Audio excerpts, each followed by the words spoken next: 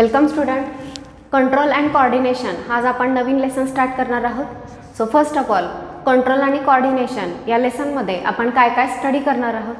So सगळ्यात पहिल्यांदा control आणि कोऑर्डिनेशन म्हणजे काय किंवा जे लोअर ऑर्गॅनिझम आहेत जसं की पोरीफेरामधला स्पंज असेल किंवा नेक्स्ट जो आपण फायलम स्टडी केला निडारिया याच्यामधला हायड्रा असेल किंवा प्लॅटीहेल्मिंथिसमधला एखादा ऑर्गॅनिझम असेल तर यांच्यामध्ये नर्वस सिस्टीम असते का आणि असेल तर तिचं डेव्हलपमेंट कशी आहे, तिचं ऑर्गनायझेशन कसं आहे हे आपण पाहणार आहोत. त्यानंतर ह्युमन बिंगची जी नर्वस सिस्टीम आहे याचे डिटेल्स, मग याच्यामध्ये फर्स्ट न्यूरॉन किंवा नर्वस टिश्यू आपण स्टडी करणार आहोत डिटेल. त्यानंतर नेक्स्ट या न्यूरॉन्समधून इलेक्ट्रिकल सिग्नल जो आहे तो कसा सेंड केला जातो, इम्पल्स कसा सेंड होतो हे आपण पाहणार आहोत. त्यानंतर ह्युमन ब्रेन असेल, रिफ्लेक्स ॲक्शन आहे, तर ह्या सगळ्या गोष्टी इयर आणि आय हे दोन सेन्स ऑर्गन या टॉपिकमध्ये दिलेले आहेत. सो हे कंटेंट जे आहे ते आपण या लेसनमध्ये स्टडी करणार आहोत. सो सगळ्यात फर्स्ट या लेसनच्या इंट्रोडक्शनमध्ये काय दिलेलं आहे बघा. ऑर्गॅनिझम तुम्ही किंगडम ॲनिमॅलियामध्ये स्टडी केलं की ऑर्गॅनिझममध्ये वेगवेगळ्या प्रकारचं ऑर्गनायझेशन पाहायला मिळतं. जसं की ऑर्गॅनिझम जर युनिसेल्युलर असेल तर तो सिंगल सेलचा बनलेला आहे आणि मल्टीसेल्युलर ऑर्गॅनिझम हे मेनी सेल्सपासून बनलेले आहेत. ओके, मल्टीसेल्युलर ऑर्गॅनिझम जर आपण पाहिले तर त्यांच्यातही वेगवेगळं ऑर्गनायझेशन आहे. जसं की सेल्युलर लेवल ऑर्गनायझेशन ज्याच्यामध्ये जस्ट सेल लूजली ॲग्रिगेट होतात, टिश्यू तयार होत नाही. Next cell tissue level of organisation, tissue organ level of organisation and organ system level of organisation. So अशी कॉम्प्लेक्सिटी ॲनिमलमध्ये सुद्धा आपल्याला पाहायला मिळते. तर सगळ्यात बेसिक जर आपण युनिसेल्युलर ऑर्गॅनिझम पाहिला तर सिम्पल ऑर्गनायझेशन असतं. मुळात ऑर्गॅनिझम एकाच सेलचा बनलेला आहे. बॉडीमधल्या सगळ्या प्रोसेसेस कॅरी आऊट करण्याचं काम सिंगल सेल करणार आहे. तर बघा, जे ऑर्गॅनिझम युनिसेल्युलर असतात त्यांचं ऑर्गनायझेशन कसं असतं, सिम्पल असतं. लाईफ प्रोसेसचं ऑर्गनायझेशन सिम्पल आहे, म्हणजे तीच सेल न्यूट्रिएंट घेणार आहे, तीच डायजेशन करणार आहे, तीच एक्सक्रिएशन करणार आहे. त्यामुळे वेगवेगळ्या सेल, टिश्यू, ऑर्गन, सिस्टीम असं काही त्याच्याकडे नाही आहे आणि यांच्यामध्ये कोऑर्डिनेशन आणि कंट्रोल करण्याची गरज नाही आहे. त्यामुळे वेगळी अशी नर्वस सिस्टीम आपल्याला युनिसेल्युलर ऑर्गॅनिझममध्ये पाहायला मिळत नाही. सो फर्स्ट सांगितलं की ऑर्गॅनिझम दोन टाईपचे आहेत, युनिसेल्युलर आणि मल्टीसेल्युलर. त्यातही जर आपण युनिसेल्युलर बघितलं तर यांच्यामध्ये लाईफ प्रोसेसचं अतिशय सिम्पल ऑर्गनायझेशन असतं. Life processes single cell carry out करते. सो जास्त कोऑर्डिनेशनची त्यांच्यामध्ये गरज पडत नाही. जेव्हा वेगवेगळे लोक काम करत आहेत, वेगवेगळे ऑर्गन्स काम करत आहेत, तेव्हा यांच्यामध्ये कंट्रोल आणि कोऑर्डिनेशनची गरज पडते. जिथं सेलच युनिसेल्युलर आहे त्यांचं ऑर्गनायझेशन सिम्पल आहे. त्यानंतर काही ऑर्गॅनिझम जे आहेत ते कसे असतात, मल्टीसेल्युलर. मग आता मल्टीसेल्युलर ऑर्गॅनिझममध्ये बॉडीचं ऑर्गनायझेशन असेल किंवा ऑर्गन सिस्टीम जे आहे थोडंसं कॉम्प्लेक्स असतं. आता वेगवेगळे ऑर्गन्स आहेत, वेगवेगळे ऑर्गन्स एकत्र येऊन सिस्टीम तयार झालेली आहे. मग यांच्या सगळ्या प्रोसेसेसमध्ये किंवा ह्या वेगवेगळ्या ऑर्गनच्या कामांमध्ये कोऑर्डिनेशन असणं गरजेचं आहे. याचं आपण एक एक्झाम्पल बघूया. फॉर एक्झाम्पल जर ह्युमन बिंगचं आपण पाहिलं तर आपल्यामध्ये रेस्पिरेशन होतं आहे, सर्क्युलेशन ही लाईफ प्रोसेस होती आहे, डायजेशन होतं आहे, थिंकिंग सुरू आहे. एकाच वेळी बऱ्याच लाईफ प्रोसेस काम करत आहेत आणि ह्या सगळ्या लाईफ प्रोसेसेसमध्ये कोऑर्डिनेशन असणं गरजेचं आहे. So multicellular organism require control over life processes, coordination between various organ system to maintain homeostasis. So multicellular ऑर्गॅनिझममध्ये बरेच ऑर्गन आणि सिस्टीम एका वेळी काम करत असतात. तर ह्या सगळ्या लाईफ प्रोसेसवरती कंट्रोल असला पाहिजे. कुठे स्टार्ट करणार, ती थांबवणार कशी, रेग्युलेट कशी करणार, त्याच्यावरती कंट्रोल असला पाहिजे. फॉर एक्झाम्पल रेस्पिरेशन जर आपण म्हटलं तर जेव्हा आपण रिलॅक्स स्टेटमध्ये आहोत तेव्हा आपण नॉर्मल ब्रिदिंग करतो आहे. मात्र जेव्हा आपण फास्ट रनिंग करतो तेव्हा आपला ब्रिदिंगचा रेट जो आहे तो इन्क्रीज होतो. इवन ब्रिदिंगची डेप्थसुद्धा इन्क्रीज होते. मग हे कोणी रेग्युलेट केलं, हे कोणीतरी कंट्रोल केलेलं आहे की कधी कसं मुवमेंट असली पाहिजे, कसं ब्रिदिंग झालं पाहिजे. सो आपल्या ज्या लाईफ प्रोसेसेस आहेत पहिली गोष्ट यांच्यावरती कंट्रोल पाहिजे. आणि सेकंड थिंग, वेगवेगळ्या लाईफ प्रोसेसेसमध्ये काय असलं पाहिजे, कोऑर्डिनेशन असलं पाहिजे.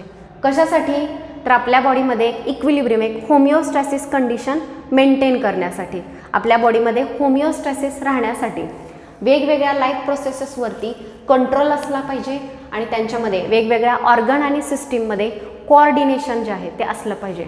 तरच आपल्या बॉडीमध्ये होमिओस्टॅसिस मेंटेन होईल. सो या 2 पॉईंटमध्ये तुम्हाला काय समजलं, तर युनिसेल्युलर ऑर्गॅनिझम यांचं ऑर्गनायझेशन सिम्पल आहे.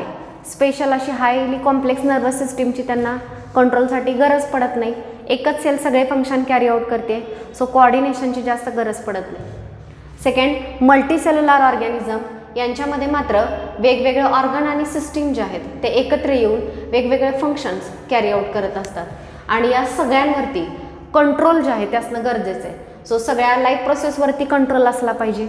वेगवेगळे जे बॉडी ऑर्गन आहेत ज्यांचं काम सुरू आहे त्यांच्यामध्ये कोऑर्डिनेशन असलं पाहिजे. कशासाठी, तर एक होमिओस्टॅसिस मेंटेन करण्यासाठी.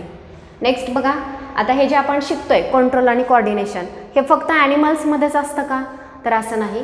तर प्लांट्स आणि ॲनिमल्स ह्या दोघांमध्येही हे कंट्रोल आणि कोऑर्डिनेशन आपल्याला पाहायला मिळतं. त्या प्लांट्समधलं कोऑर्डिनेशन अगदी सिम्पल बेसिक तुम्ही 9th आणि 10th मध्ये सुद्धा स्टडी केलेलं आहे. सो प्लांट जे आहेत त्या कसं कोऑर्डिनेशन करतात, by sending chemical signal and bringing about various movement. Plant chemical signal send करतात आणि वेगवेगळ्या मुवमेंट, जसं की तुम्ही शिकला असाल फोटोट्रॉपिक मुवमेंट. एखादं प्लांट जे आपण विंडोच्या जवळ प्लांट केलेलं आहे तर ते प्लांट सनलाईटच्या डिरेक्शनने बेंड होतं. थिग्मोट्रॉपिक रिस्पॉन्स, अशा आपण थिग्मोट्रॉपिक म्हणजे टचला रिस्पॉन्स देणं, ज्याच्यामध्ये टेंड्रिल जे असतात ते टचच्या बाजूला स्वतःला वाइंड करतात. तर या पद्धतीनं वेगवेगळ्या मुवमेंट आणि केमिकल सिग्नलच्या मदतीनं प्लांट्समध्ये कोऑर्डिनेशन केलं जातं. तर ॲनिमल्स आपण पाहिलं तर ॲनिमल्समध्ये बघा chemical as well as electrical signal ह्या दोन्हींची मदत घेतली जाते कंट्रोल अँड कोऑर्डिनेशनसाठी. केमिकल सिग्नल म्हणजे काय, तर फॉर एक्झाम्पल आपल्याकडे वेगवेगळ्या ग्लँड्स आहेत, एंडोक्राइन ग्लँड्स, ज्या वेगवेगळ्या हार्मोन्स सिक्रेट करतात. सो हे हार्मोन्ससुद्धा कोऑर्डिनेशनचं फंक्शन करतात. आणि सेकंड थिंग, इलेक्ट्रिकल सिग्नल म्हणजे न्यूरॉनमधून जो इम्पल्स ब्रेन आणि स्पायनल कॉर्डकडे जातो तो इलेक्ट्रिकल सिग्नल आला. तर electrical as well as chemical ह्या दोन्ही गोष्टींच्या मदतीनं ॲनिमल्समध्ये कोऑर्डिनेशन जे आहे ते कॅरी आउट केलं जातं. नाव development of nervous system in different groups of animal. हे जे आपण आहे ते आपण या टॉपिकमध्ये पाहणार आहोत की वेगवेगळ्या ॲनिमलचे जे ग्रुप आहेत, जसं की मी सांगितलं पोरीफेरा आहे, त्यानंतर निडारी आहे, प्लॅटिहेल्मिन्थिस आहे. हे जे ॲनिमलचे ग्रुप आहेत यांच्यामध्ये नर्वस सिस्टीमची डेव्हलपमेंट कशी झाली आहे आणि फायनली ह्युमन बिईंगची जी नर्वस सिस्टीम आहे ती आपण डिटेल स्टडी करणार आहोत. सो वेगवेगळ्या पहिलं तर तुम्हाला सांगितलं की प्लांट्समध्ये सुद्धा कंट्रोल आणि कोऑर्डिनेशन कॅरी आउट केलं जातं आणि हे कंट्रोल आणि कोऑर्डिनेशन करण्यासाठी प्लांटमध्ये केमिकल सिग्नल आणि वेगवेगळ्या मुवमेंट ज्या आहेत त्या यूज केल्या जातात. ॲनिमल्समध्ये कंट्रोल आणि कोऑर्डिनेशनसाठी केमिकल सिग्नल आणि इलेक्ट्रिकल सिग्नल ह्या 2 सिग्नलचा यूज केला जातो. आणि फायनली आपण पाहिलं की या लेसनमध्ये आपण 2 वेनी स्टडी करणार आहोत. First, development of nervous system in different groups of animal. ॲनिमलचे जे वेगवेगळे ग्रुप्स आहेत यांच्यामध्ये नर्वस सिस्टीमची डेव्हलपमेंट कशी आहे हे आपण पाहणार आहोत. आणि ह्युमन बिईंगची जी सिस्टीम आहे याचे डिटेल्स स्टडी करणार आहोत. सो याच्यामध्ये फर्स्ट पोरीफेरामध्ये जे ऑर्गॅनिझम आहेत यांच्यामधली नर्वस सिस्टीम आणि त्यानंतर हायड्रामधली आपण स्टडी करणार आहोत. सो बघा next,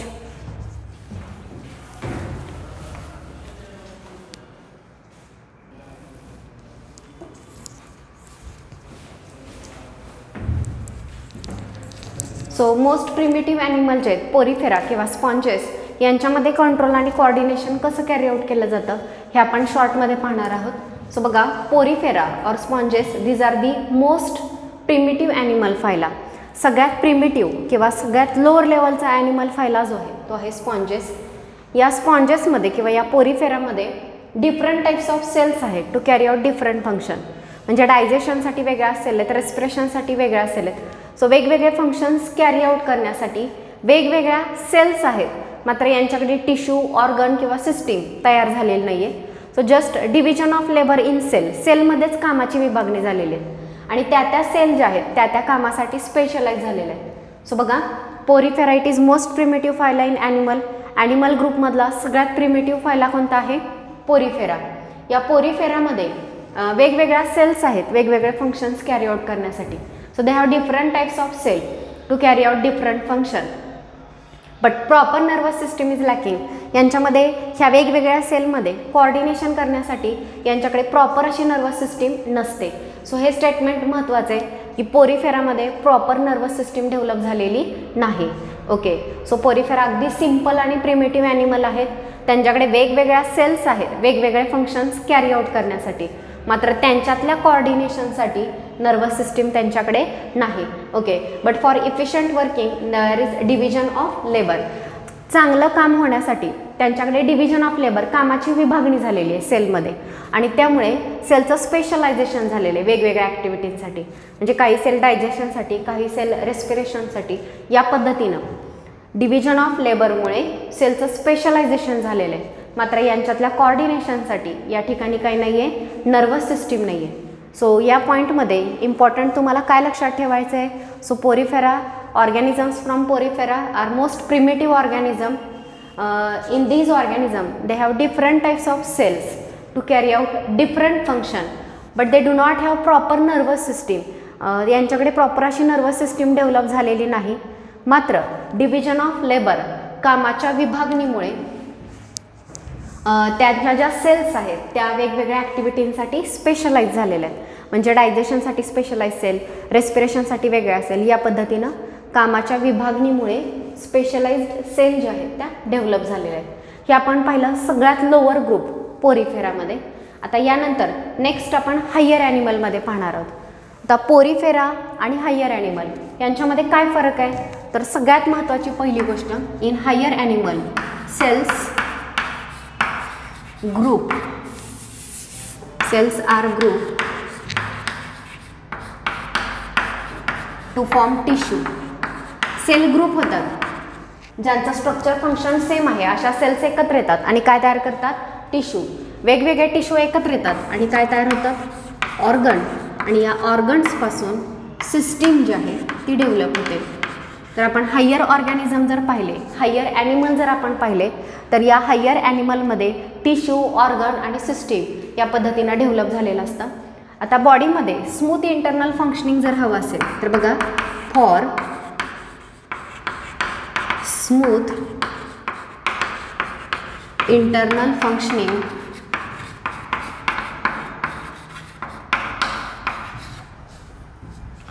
there must be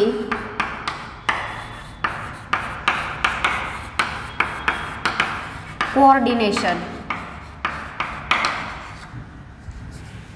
between activities of different system.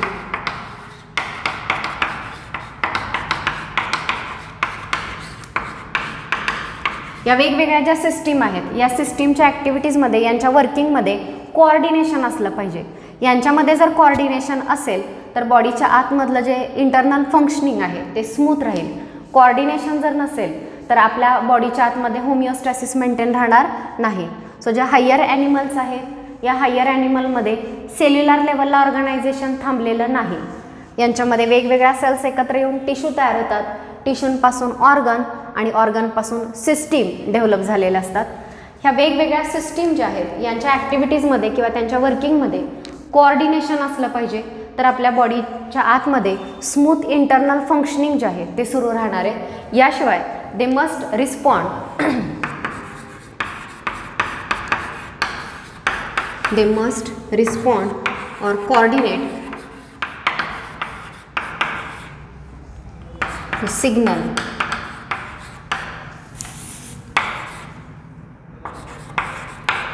in environment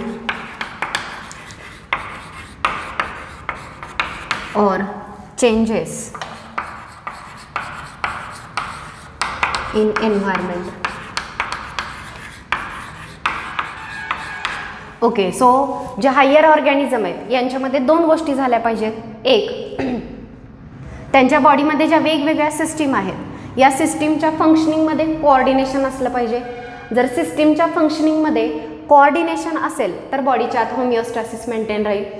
second thing, हे जे ऑर्गॅनिझम आहेत यांनी एन्व्हायरमेंटमधून येणाऱ्या सिग्नलला किंवा एन्व्हायरमेंट होणाऱ्या चेंजेसना प्रॉपरली रिस्पॉन्ड केलं पाहिजे, त्यांच्याशी कोऑर्डिनेट केलं पाहिजे. आपल्या एन्व्हायरमेंटमध्ये जो काही चेंज होतो आहे तिथून जो काही सिग्नल येतो आहे आपल्यापर्यंत, तर त्यानुसार, त्या सिग्नलनुसार, त्या चेंजेसनुसार आपल्याला रिस्पॉन्ड करता आलं पाहिजे. हे जर आपल्याला करता आलं तरच आपली बॉडी जी आहे ती स्मूथली वर्क करत राहणार आहे. सो हायर ॲनिमलमध्ये हे तिन्ही पॉईंट लक्षात घ्या. त्यांचं ऑर्गनायझेशन कॉम्प्लेक्स आहे.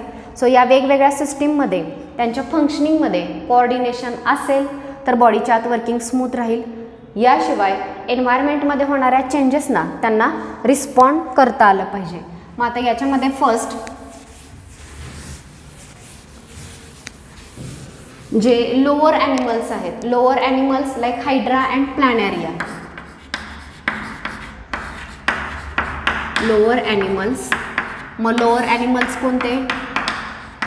Like hydra and planaria. Hydra आणि प्लॅनेरियासारखे जे लोअर ॲनिमल आहेत हे नर्वस कंट्रोलच्या मदतीनं ह्या सगळ्या गोष्टी अचीव करतात. So achieves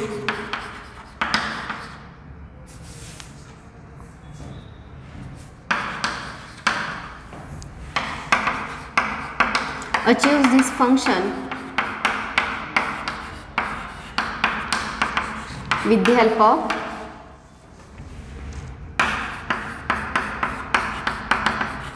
nervous control.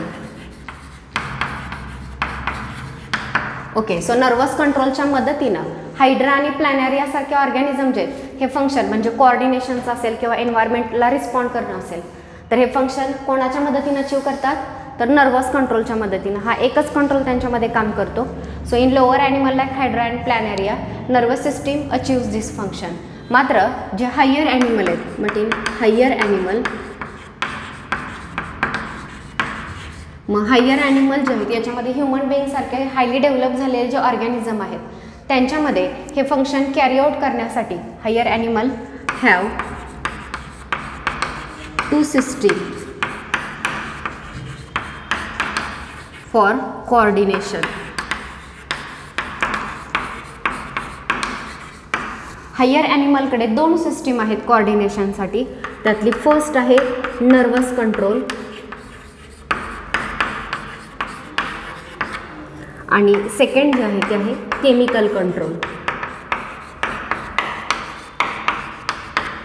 याच्यामध्ये जो नर्वस कंट्रोल आहे हा नर्वस कंट्रोल किंवा इलेक्ट्रिकल सिस्टीम किंवा नर्वस सिस्टीम असंही म्हटलं जातं जो न्यूरॉनच्या मदतीनं कॅरी आउट केला जातो आणि जो केमिकल कंट्रोल आहे हा हार्मोन्सच्या मदतीनं कॅरी आउट केला जातो. सो हायर आणि लोअर ॲनिमल दोन्हींमध्ये आपण पाहिलं तर बघा हायर म्हणजे पोरिफेरामधल्या ऑर्गॅनिझम अगदीच लोअर किंवा प्रिमिटिव्ह ऑर्गॅनिझम आहेत. त्यापेक्षा हायड्रा आणि प्लॅनेरिया जे आहेत ते त्यांच्यापेक्षा बऱ्यापैकी डेव्हलप झालेले आहेत. तर यांच्यामध्ये किंवा इथून पुढच्या डेव्हलप झालेल्या ऑर्गॅनिझममध्ये ऑर्गन आणि सिस्टीम असतात. तर ह्या सिस्टीमच्या फंक्शनिंगमध्ये कोऑर्डिनेशन असणं गरजेचं आहे. याशिवाय एन्व्हायरमेंटमधून येणाऱ्या चेंजेसना, सिग्नलना यांना रिस्पॉन्ड करता आलं पाहिजे. मग हे जे हायर ॲनिमल आहेत हे कसं करतात या गोष्टी? तर यातही दोन पार्ट केले, लोअर आणि हायर. लोअरमध्ये हायड्रा आणि प्लॅनेरिया सारखे ऑर्गॅनिझम येतात जे फक्त नर्वस कंट्रोलच्या मदतीनं हे फंक्शन जे आहे ते कॅरी आउट करतात कोऑर्डिनेशनचं. आणि हायर ॲनिमल जे आहेत यांच्यामध्ये हे कोऑर्डिनेशनचं फंक्शन कॅरी आउट करण्यासाठी दोन सिस्टीम असतात, नर्वस सिस्टीम आणि केमिकल सिस्टीम. नर्वस सिस्टीममध्ये न्यूरॉन्सच्या मदतीनं आणि केमिकल सिस्टीममध्ये हार्मोन्सच्या मदतीनं हे कोऑर्डिनेशन घडवलं जातं. त्यानंतर नेक्स्ट आपण नर्वस कंट्रोल जो आहे तो हायड्रा आणि प्लॅनेरिया ह्या दोन ऑर्गॅनिझममधला स्टडी करणार आहोत. So next is nervous coordination. Okay, so बघा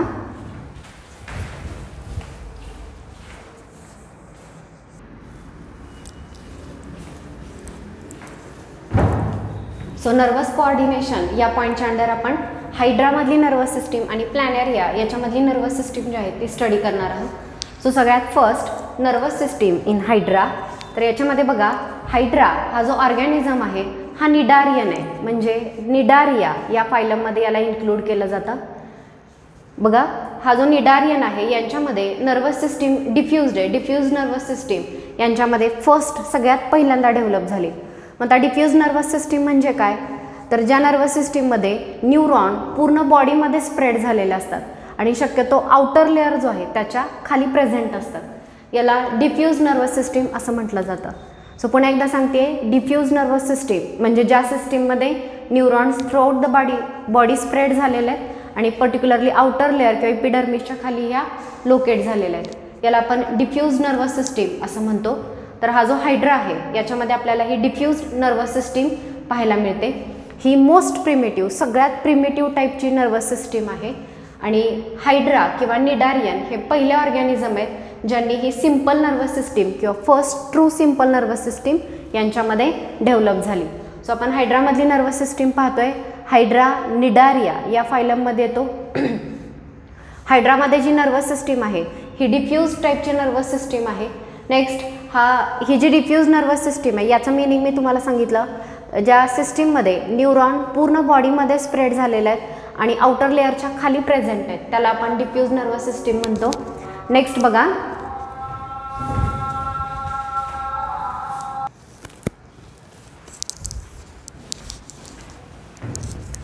सो निडारियन आहे हायड्रा आणि त्याच्याकडे डिफ्यूज नर्वस सिस्टीम डेव्हलप झालेली आहे जी मोस्ट प्रिमिटिव्ह नर्वस सिस्टीम आहे.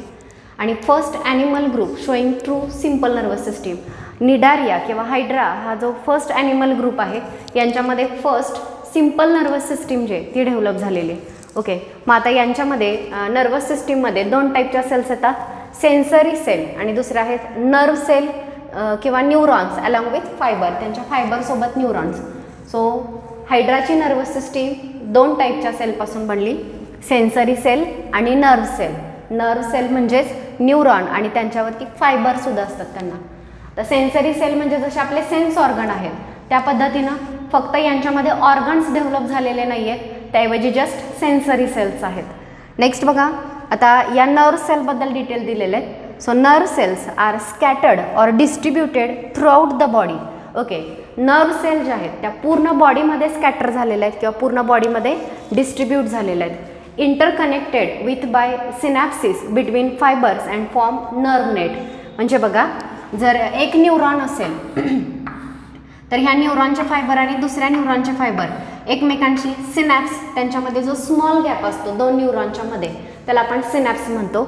आणि या सिनॅप्सच्या मदतीनं वेगवेगळ्या न्यूरॉन्स एकमेकींना इंटरकनेक्ट झालेले आहेत आणि त्यांनी नर्व नेट जे आहे ते तयार केलेले आहे. ओके, आता हे जे नर्व नेट आहेत ते दोन नर्व नेट आहेत. सो त्याचे डिटेल्स आपण पुढे पाहणार आहोत. फक्त एकदा रिपीट करते, आपण हायड्रामधली नर्वस सिस्टीम पाहतोय. हायड्रामध्ये डिफ्यूज नर्वस सिस्टीम डेव्हलप झाली जी मोस्ट प्रिमिटिव्ह नर्वस सिस्टीम आहे. आणि हे हायड्रा किंवा निडारिया हा फर्स्ट ॲनिमल ग्रुप आहे ज्यांच्यामध्ये first simple nervous system develop झाली. ओके, आता हायड्रामध्ये जी काही नर्वस सिस्टीम आहे ही नर्वस सिस्टीम दोन सेलपासून बनली, सेन्सरी सेल आणि न्यूरॉन किंवा नर्व सेल. तर यातल्या ज्या नर्व सेल आहेत त्या पूर्ण बॉडीमध्ये स्कॅटर झालेल्या आहेत आणि दोन नर्व सेल एकमेकींच्या कॉन्टॅक्टमध्ये सिनॅप्सच्या मदतीने एकमेकींच्या कॉन्टॅक्टमध्ये आहेत आणि बॉडीमध्ये या काय तयार करतात, नर्व नेट तयार करण्याचं काम करतात. मग आता नेक्स्ट सांगितलं की दोन नर्व नेट आहेत, there are two nerve net and both are located in mesoglea. दोन्ही नर्व नेट मेझोग्लियामध्ये लोकेट झालेले आहेत. तर मेझोग्लिया काय आहे बघा, समजा जर हे हायड्राची बॉडी असेल तर याच्यामध्ये सगळ्यात हा जो आउटरमोस्ट लेअर काढला याला इपिडर्मिस असं म्हटलं जातं. त्यानंतर हा जो इपिडर्मिस आहे याच्या आतला जो लेअर आहे या लेअरला मेझोग्लिया असं म्हटलं जातं. सो हा जो नेक्स्ट आहे हा मेझोग्लिया आहे पिंक कलरचा. आणि त्याच्या आतमध्ये अजून एक लेअर ज्याला आपण गॅस्ट्रोव्हॅस्क्युलर कॅव्हिटी त्याच्या बॉडीमध्ये तयार होते, तर हा जो आहे तो गॅस्ट्रोडर्मिस आहे. सो तीन लेअर तुम्हाला सांगितले. सगळ्यात बाहेरचा जो आहे त्याला म्हणायचं इपिडर्मिस, हा जो मधला आहे तो मेझोग्लिया आणि सगळ्यात आतला जो आहे तो आहे गॅस्ट्रोडर्मिस. सो हे तीन लेयर्स आहेत. तर तुम्हाला सांगितलं की नर्व नेट तयार होतं. नेट कसं तयार होतं तर वेगवेगळ्या न्यूरॉन एकमेकींच्या कॉन्टॅक्टमध्ये सिनॅप्सच्या मदतीने एकमेकींच्या कॉन्टॅक्टमध्ये येतात आणि असं जे न्यूरॉन एकमेकींना कनेक्टेड झालेल्या न्यूरॉनचं जे नेटवर्क तयार होतं, जे जाळं तयार होतं त्याला आपण काय म्हणतो, नर्व नेट. आता असे किती नर्व नेट आहेत तर दोन नर्व नेट आहेत, there are two nerve net. आणि हे दोन्हीही नर्व नेट कुठे लोकेट झालेले आहेत, मेझोग्लिया मधला जो लेअर आहे पिंक कलरचा ज्याला मेझोग्लिया म्हटलं जातं, तर या मेझोग्लियामध्ये हे दोन्ही नर्व नेट जे आहेत ते लोकेट झालेले आहेत. आता नेक्स्ट बघा, one nerve net is connected to epidermis and other is to gastrodermis. मी आत्ताच तुम्हाला सांगितलं की बाहेरचा हा जो येलो कलरचा लेअर आहे तो इपिडर्मिस आहे, व्हाईट कलरचा जो आहे तो गॅस्ट्रोडर्मिस आहे आणि मधला मेझोग्लिया आहे. मेझोग्लियामध्ये नर्व नेट आहेत. ओके, तर 2 नर्व नेटपैकी एक नर्व नेट जो आहे तो कोणाला कनेक्ट असतो? इपिडर्मिसला, आणि दुसरा नर्व नेट जो आहे तो गॅस्ट्रोडर्मिसला. अशा 2 ठिकाणी हे नर्व नेट जे आहेत ते कनेक्ट झालेले आहेत. ओके, त्यानंतर नेक्स्ट बघा, there are sensory cell in the wall, in the body wall as well as in tentacle. So they have sensory cell. यांच्याकडे सेन्सरी सेल आहेत आणि हे सेन्सरी सेल कुठे आहेत? फर्स्ट इन बॉडी वॉल, बॉडीच्या वॉलमध्ये, आणि सेकंड थिंग टेंटॅकल्स. त्यांच्या इथे वरती जे टेंटॅकल्स असतात तर ह्या टेंटॅकलवरती आणि बॉडी वॉलवरती दोन्ही ठिकाणी यांच्याकडे सेन्सरी सेल्स आहेत. But they lack sense organ, but lack sense organ. So नीट लक्षात घ्या, सेन्सरी सेल आहेत मात्र सेन्स ऑर्गन नाहीत. आणि सेन्सरी सेल कुठे आहेत? तर बॉडी वॉल आणि हे टेंटॅकल्स या 2 ठिकाणी त्या सेल ज्या आहेत त्या लोकेट झालेल्या आहेत. यानंतर नेक्स्ट बघा, दीज नर्व हॅव फायबर्स. या नर्व्सकडे फायबर्स आहेत but lack sensory and motor neuron. आपण आत्तापर्यंत जे स्टडी केलं त्याच्यामध्ये सेन्सरी न्यूरॉन जे आहेत हे सेन्सरी न्यूरॉन सेन्स ऑर्गनकडून CNSकडे इम्पल्सेस नेण्याचं काम करतात. तर मोटर न्यूरॉन सेंट्रल नर्वस सिस्टीमकडून इफेक्टर ऑर्गनकडे इम्पल्स नेण्याचं काम करत असतात. सो अशा टाईपचे सेन्सरी आणि मोटर न्यूरॉन यांच्यामध्ये नसतात. मात्र जे नर्व्ज आहेत त्यांना काय असतात? फायबर्स असतात. काय आहे आणि काय नाही हे नीट लक्षात घ्या. सेन्सरी सेल आहेत मात्र सेन्स ऑर्गन नाहीत. नर्व्जना फायबर आहेत मात्र सेन्सरी आणि मोटर न्यूरॉन यांच्याकडे नसतात. त्यानंतर नेक्स्ट बघा, nerve impulse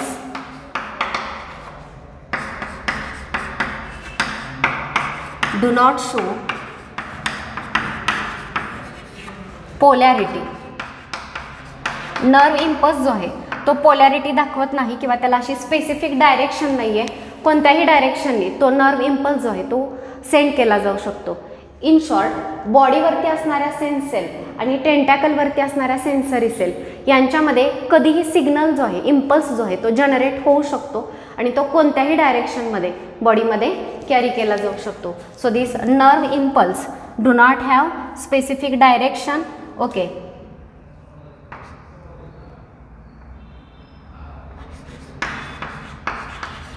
so nerve impulse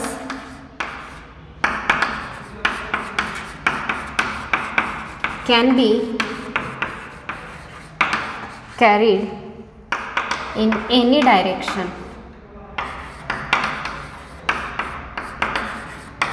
and bringing about movement.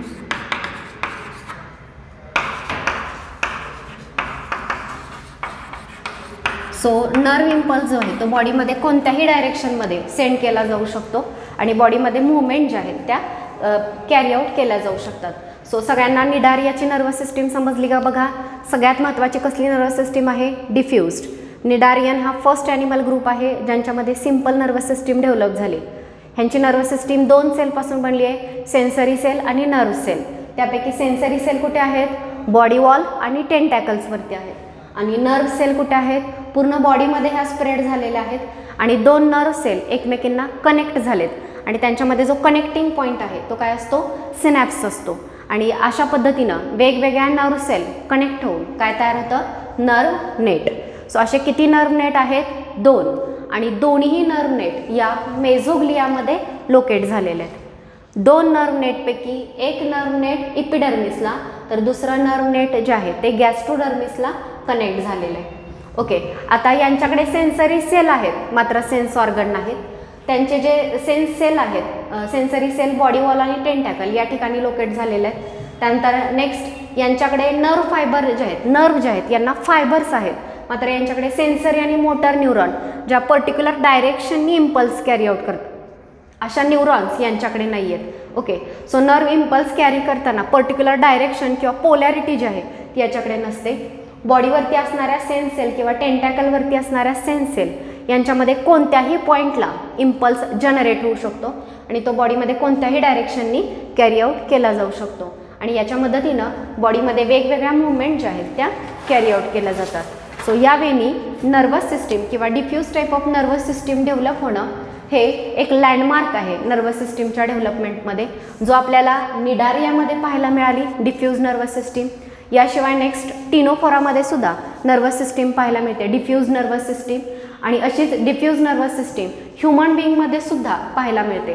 So बघा, diffuse nervous system it is landmark in the development of nervous system and it is also find in ctenophora as well as in gut wall of the ह्युमनच्याही gut वॉलमध्ये या टाईपची diffused nervous system आपल्याला पाहायला मिळते. So आपण first हायड्रामधली nervous system study केली, जी diffuse टाईपची नर्वस सिस्टीम आहे, जिच्यामध्ये सेन्स सेल आणि न्यूरॉन्स आहेत. तर ही नर्वस सिस्टीम सगळ्यांनी व्यवस्थित समजून घ्या. यानंतर नेक्स्ट आहेत प्लॅनॅरिया. प्लॅनॅरियामधली जी नर्वस सिस्टीम आहे ती आपण नेक्स्ट लेक्चरला स्टडी करणार आहोत.